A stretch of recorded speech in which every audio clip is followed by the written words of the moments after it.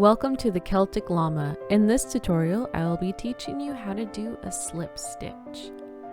So you want to go ahead and just start with your slip knot and then crochet as many chains as you need. For this tutorial, I'm just going to do a quick 20 chains.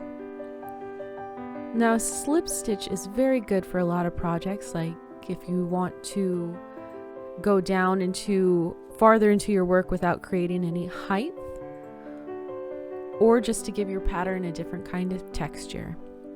So here we have our chain base. We want to single crochet one, or chain one, my apologies. And then the second chain from the hook, you want to pull through one and then pull through two. So pull through one, pull through two. And you can do this in one swell swoop, but personally I like doing it one loop at a time because it just seems to make it easier.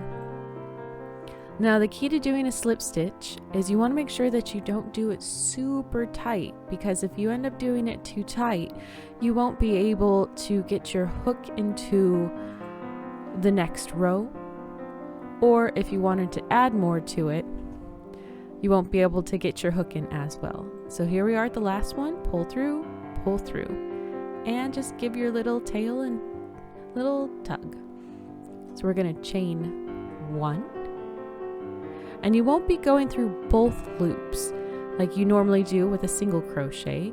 Instead, what you'll be doing is you'll just be going through pretty much the back loop of your slip stitch.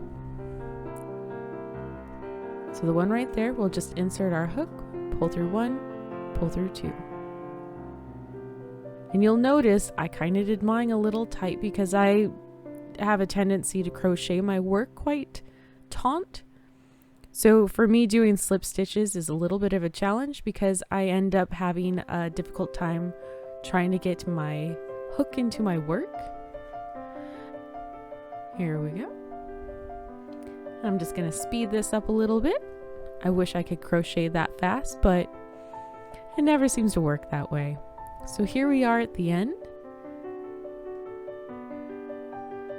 And that's how you do a slip stitch. It's really easy. The thing to remember is don't have your work too taut, and also make sure that you do your chain one to go up to the next row. If you found this video helpful, please go ahead and give it a like, and I hope you have a happy crochet day.